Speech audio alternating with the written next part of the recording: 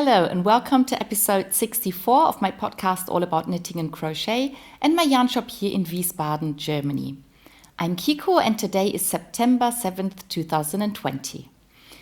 Today I'm again wearing one thing that I made myself and one that somebody else made. And the first thing I'll show you as usual is my shawl, and that's what I knit. The pattern is called Taijeti. I think that's how you pronounce it. And it was designed by Romy, one of my favorite knitwear designers. And I think, if I remember correctly, it's out of the first shawl collection that she published as a like an ebook, and you could buy the book beforehand, and then the patterns would be released in a certain time. And I really liked this design from the first moment I saw it, and the yarn is Regia hand dye effect, and I used two colors, the light one and this darker one, and I really like the way they played together. And you start with this stripe bit, you knit the whole thing, and then you pick up stitches, and then you knit the edging on. And the beads are not in the pattern, but I saw that in one of the projects on Ravelry, and I really like the idea. I love the idea of having beads in between those two sections, and so I took that idea and put beads there. Yeah, and this is one of my favorite shawls, and I love it. I wear it a lot, and I've bought most of those shawl collections that Romy has designed so far. I think the only one that I did not buy was when she collaborated with American yarn dyers and yarn companies, because I knew I wouldn't be able to get the yarn. So I thought I'll wait and see what the shawls look like. And if I want one or two of the patterns and knit it with other yarn, I can still get it later. But I don't think I've bought any of those, not because I didn't like them, but because I've already bought so many of her patterns and I haven't been able to knit even half of them. I do knit one of her patterns every now and then, but I have a lot more patterns that I can still knit, so I felt I shouldn't buy even more. Yeah, so that's the shawl, and do you call it waistcoat? Jacket without sleeves that I'm wearing was knit by my former colleague and good friend of mine, and it was one of those shop window samples that we had to knit, so she couldn't pick the color, and this is not her favorite color, but she knows that I love the color. So once she'd finished knitting it, and once it had been in the shop window for long enough, she asked me if I wanted to have it, and I was very happy to take it. It's without buttons. It doesn't have anything to close it with, so most of the time I wear it open, but sometimes I put a needle like this just to keep it together. And yeah, one of my favorite colors, and I love it. So that's what I'm wearing today. And then before I start with my finished objects from last week, I just wanted to show you last week's finished object, because that was the Snowflake Pullover.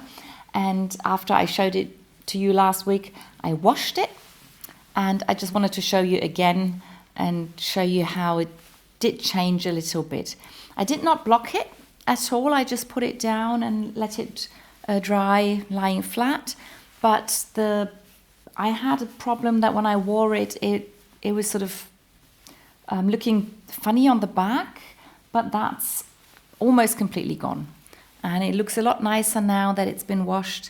And I think also the pattern, the two-color pattern, is a lot neater now. And yeah, I'm really happy with how washing does change the way knitting looks. And as soon as it's cold enough, this will be one of something I'll wear on the podcast, so you can see what it looks like on me. Yeah, so that was last week's finished object. And then now to the things that I finished during the last week. And the first one was a very small one, and it's these little wrist warmers. I just knitted 60 stitches I just knit all the time. There's no ribbing or anything. And I did one color repeat, except for this beginning and end color. I didn't put the whole of that color in. So I could start with the same color on the second wrist warmer, and so they're completely the same, which is not something I tend to do, but for this, I really liked it. I just wanted to have every color stripe once, and if I want them to look differently, I'll just wear them the wrong way around. And yep, they're just really small and simple and quick to do. I think they are a bit wide, so they're a bit wide here. It's not a problem, I could still wear them, but I might do the next pair with 4 less stitches and maybe go up a needle size just to get them a little bit softer. Yeah, I'll just experiment with the next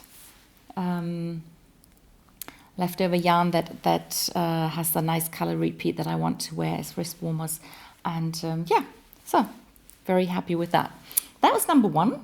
And number 2 is the Brioche Square, or almost square thing that I was knitting. And I had already started the bind off last week, and I finished binding off the stitches, and I also washed it. So I put it in the washing machine the same time I had the pullover in the washing machine. And I also did not block this. I just put it down to dry, lying flat. And instead of blocking it or pushing it out, I tried to sort of push things together to make sure that the softness of the brioche didn't get lost. So the last time I knitted a brioche square, I really blocked it because I wanted it to grow a little bit, and it did grow and it's still nice, but it's rather flat, so the squishiness sort of got lost a bit. But I'm very happy with how this came out. I didn't straighten up the corner, so because of the way that the increases look like a spiral, the corners also spiral out just a little bit. And yeah, but I'm still happy that it lies flat a lot more than it did before. Looking at it now, it seems that the middle bit still wants to poke out a little bit, but not too badly. And yeah, so my plan now is to actually add some or so 2 seams. So I want to lay it in half. And even though the edges are really crooked, I would try and find the corner bit and then sew a couple of inches together here from the corner towards the edge. And then the opening that will be left will be the arm opening, and then it's like a shrug kind of thing. So I pinned it together and I tried it on and I quite liked it. And I think that's what I'm going to make with this. And yeah, so if I get to do those seams this week, I'll show you next week, or I'll show you when I wear it, and then you can see what I have made out of this. So that was the other finished object that you already know. And then I have another finished object that you haven't seen before, because I cast it on and I finished it within a day, I think. And it's this hat. The yarn is Opal sock yarn 8 ply, so it's double as thick as normal sock yarn. And the pattern is from a book by Bernd Kessler. He's a German guy who lives in Japan and knits and teaches knitting and publishes patterns in Japan. And the one German publisher has now started translating his books into German, and this is the one that's called Knitting Japanese Hats. And this is the pattern that I knit. I really liked the way this hat looks, and it's really simple to knit. You just cast on stitches, and then you have to knit stitches and purl stitches, and just from changing the knit and purls, you get these kind of corners that look like ear flaps, but you don't have to do any increases or decreases or anything. You just have to make sure that you knit and purl the right stitches, and you get these ear flaps. I really like that. And the book has quite a few more hats, some of them are patterns that you've seen before, but some are quite different. So this is the one that I knit, and depending on what yarn and needle size you use, you can make it in different sizes, and you can even add, if you keep knitting, you can add a scarf on top of your hat, which I think looks funny. This hat uses the same pattern that the spiral socks use, and he wrote a book about spiral socks as well. And he's already also written a book about a book with gloves that I've shown on the podcast before, and this hat has the same pattern that one of those gloves has, so you can knit matching gloves and hats. And yeah, there's some multicolor projects, and this is another pattern that he has mittens for. And yeah, so it's a very nice book. These are brioche hats, 2-color brioche. And he has one hat. Oh, this hat, the spiky pattern. Here you can see the mittens that are from the other book. So you can knit a whole set. And this is a hat with cabled owls. So this is a pattern that has been around for a while, and sometimes the owls look a bit different, and you can add buttons for the eyes, or you can not do that. So here only one owl has eyes, the others don't. Yeah, but it's a really nice book. As far as I know, it's only available in Japanese or German, but because Japanese patterns always use diagrams, you could probably knit from those books even if you did not speak or read German or Japanese. I have quite a few Japanese books that I knit and crochet from, even though I can't read Japanese. So this is what the diagram looks like. And yeah, so it's a very nice book, and I finished the first hat, and I plan to keep knitting hats, and I will want to try out as many patterns from the book as I can. So that's all the finished objects from last week. Now on to works in progress. And as usual, I'll start with socks. At the moment, I'm only working on 2 pairs of socks. I'm already planning the third one, but right now it's just the 2 pairs. And it's my couple, my sock couple. So there's a couple that I give socks to every Christmas. I've been doing that for a few years now. And I finished the first of her socks, and that's that one. And this color's it's been very popular in my shop, so I've almost sold out this color already. And I've started the second sock, and I'm almost finished the ribbing. So I think it's another 2 or 3 rounds of ribbing, and then the pattern starts. The pattern is Hermione's Everyday Sock, and I've knit the pattern before, but I usually put in the Fish Lips Kiss heel and a star toe, I think. I never quite know how to call that in English. But this time I decided to follow the pattern completely, so I put the heel in that's in the pattern, and I put the toe, I knit the toe that's in the pattern. So yeah, just to keep things interesting and change things up a bit. And so that's her socks. And his, I almost finished knitting the foot of the sock. I have to do a few more rounds, and then I can start the toe, and then the first one will be done, and I can start the second one. It's the same pattern, Hermione's Everyday Socks. Both colors are opal rainforest colors. So with these colors, for every ball of yarn that is being sold, Opal donates €1 for to help preserve the rainforest. So that's that color. And the yarn's always, the colors are inspired by animals. So this color's animal, and here we have is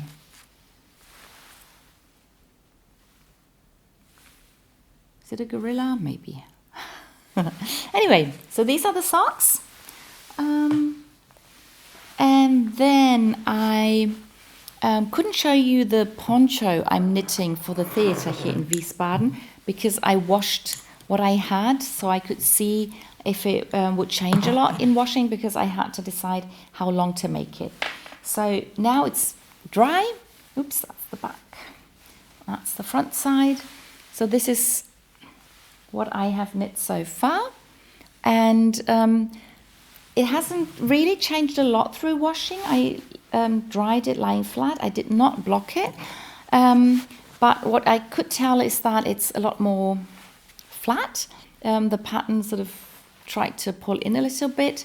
It did not grow a lot. I was thinking it might grow because it's so heavy, but because I dried it lying down, it did not grow a lot, so I can still add a little bit of length before I finish the back and then start knitting the front. Yeah, I've only added a few rows after I washed it, so you can't really see the difference between the washed bit and the not washed bit. Yeah, so now I can continue on that. The play that it's for will be is planned for November, so I still have a bit of time to finish it, but I want to make sure it's done by October, just to be sure that I'm on time and that they can also use it for rehearsals and not only get it right before the play starts. So that's the poncho. Then I put in a little bit of work, well, very little bit of work, but still. I'm crocheting a cat blanket, and I've finished all the squares I need for the blanket, and half the squares have cats, like with a tail and 2 ears, and the other half are just this round pattern. And before I went on holiday, I crocheted 1 pair of eyes and attached it to the cat, and I really like the way it looks. So I decided I want all the cats, or almost all the cats, to have eyes. And what I've done last week is I started crocheting eyes. So I have done 2, 4, 6, 8, 10, 12, 13. Should be 14. Maybe I lost an eye somewhere. So that's enough eyes for 7 of those cats, which means I need to do another 7, or maybe 6 if one cat turns her back, we can't see the eyes, and maybe one cat is sleeping. We'll see. But I started making those so I wouldn't forget about the blanket, and then I know that crocheting those little circles is really easy and quite quick, and I can do it while I'm in the car or somewhere. But then sewing them on will take, for me, it takes a lot longer to sew the eyes on, to put the pupils in, and then to, or I have to crochet the noses as well. I crochet the nose and then I sew it on, and then this is just stitched on. So I know that these finishing things always take me quite a bit of time. So I thought if I start the production of the eyes, it'll help me to sometimes sit down and sew things on. So that's a cat blanket. And it's the only blanket I worked on last week. All the other blankets are fast asleep, but I did more crochet than that. And that's the promise dress that I'm crocheting, that I'm test crocheting for Heather from HG Crochet Designs is her name. And I have done 84 squares now. I still have these piles of squares with the same color on the outside. I won't show them all to you, but I have started attaching the squares together.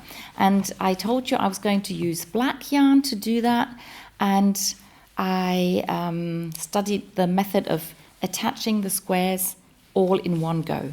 And that's really interesting. So I started up here and I crochet round the first column of squares, and then when I got down I attached the next column of squares, and then I crocheted down.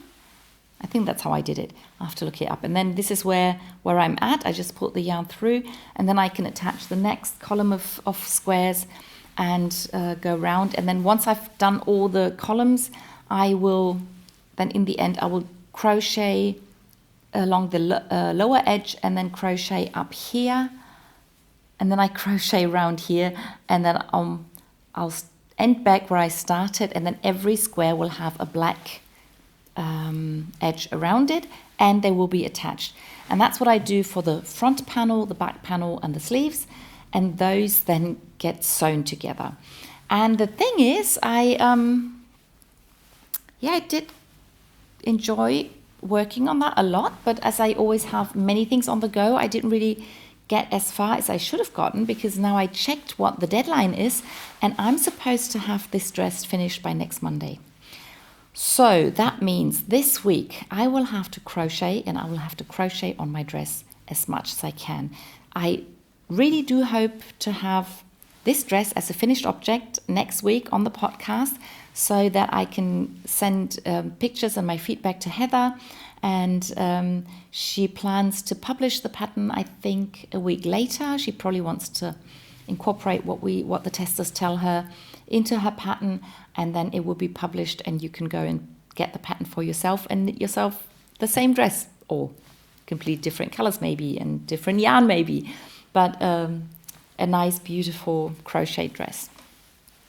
So next week I may have fewer projects that I worked on, but I'm really hoping that the finished project for next week will be my promised crochet dress. So, what else? I started 2 new projects, even though I'm working on so many things, but as I told you, I needed some baby things, as babies just keep arriving whenever they want. And there's a new baby in my husband's side of the family, and I picked up this yarn. It's opal sock yarn Decke, and it's a little boy, so I thought these colors would be nice for a little boy. And I'm knitting Elizabeth Zimmerman's baby surprise jacket. It's one of my favorite patterns. I've knitted quite a few times, at least a dozen, not quite sure. Have to sit down and count how many I've done so far, but it's one of my favorite patterns. If you have never knitted before, you may be surprised how this long strip is going to be a baby jacket, but actually this is one sleeve, the beginning of one sleeve, and this is the beginning of the other sleeve, and the length is the length of both sleeves plus the back, so it won't be as big as it looks now, but I hope it will be big enough, because the baby it's already quite big. And because it's so big, I decided I wanted to use even thicker yarn. I wanted to use the 8-ply opal yarn, and I started knitting that on a 5.5 millimeter needle, but I didn't like it. It was too loose. I rarely find my knitting too loose because I'm a very tight knitter, but in that case, the pattern and the needle and the yarn just didn't work together, and I ripped it out, and I went back to the DK way, to the 6-ply yarn, and I'm knitting on a 4.5 millimeter needle. Oh, and this needle is it's a very special needle. It's from a company called Holz und Stein, which means wood and stone. And it's a German company who make knitting and needles and crochet hooks out of wood that is left over from making instruments. So if you build an instrument, you always have little leftover wood that you don't need because it got cut off. But because you don't need a lot for knitting needles and crochet hooks, that's what this company uses, and they make very nice, very beautiful needles. And I was gifted this needle from a very nice person, and I've been waiting for a project where I needed a long circular needle in that needle size, so I'm really happy to be knitting this baby jacket on these special needles. So that's the baby surprise jacket. I think I haven't put up a project page on Ravelry yet, but I'll make sure I'll do that before we upload the video so that I can link to it. And then the other project that I started is a pair of pot holders. So nothing big and special, but I was asked for pot holders in these colors, and these are exactly the colors that I'm using for my Gemini pullover. So it kind of feels like I'm knitting crocheting pot holders to go with my pullover. And this is what I've done so far. She wanted this pattern. It's a very classic pattern. It's in lots of German crochet books. I don't know about English pattern books, but I think it's a very classic pattern that probably most of you have seen before and maybe even made before. And I'm crocheting with the yarn held double because she wanted to make sure they're thick enough, and using a 4mm needle, so it's really tight, but that's what you want for a pot holder. You want it to be thick enough so you don't hurt your fingers. This is number 1, and of course I need 2. So that's that, and that only leaves my Gemini knit-along pullover that we are knitting. And last week I had done the increases where I increased for fronts and backs and the sleeve, and then I've added the increases that were just for the front and back. And there's something funny happened. I mean, I should have known it was going to happen, but I wasn't quite sure what it would look like. But because I stopped increasing for the sleeve, the angle that the increases go down changed, and it's almost a straight line horizontally, which is quite funny. But I think because this is going to be the sleeve, I think it shouldn't look weird, but it probably looks like the sleeve already started there. And when I finished the increases, I added 3 more rounds of knitting just to get the yoke to be a little bit deeper. And now I think it's deep enough, it's long enough. And I stopped knitting because now I want to film the next part of the tutorial that I'm doing for this pullover. But I just didn't have the time during the weekend to film, so I couldn't go on knitting. But this is one of my plans for this week, is to sit down and film the tutorial for how to put the sleeve stitches on waste yarn, and how to create new stitches under the arm, and quickly explain how the rest of the pullover is to be knit. And then once I've done that video, I can continue knitting on my Gemini pullover if I'm not crocheting on the promised dress. Yeah, so that's all the things that I knit and crochet during the last week. I hope you enjoyed the little video, and I will see you in the next one. Bye!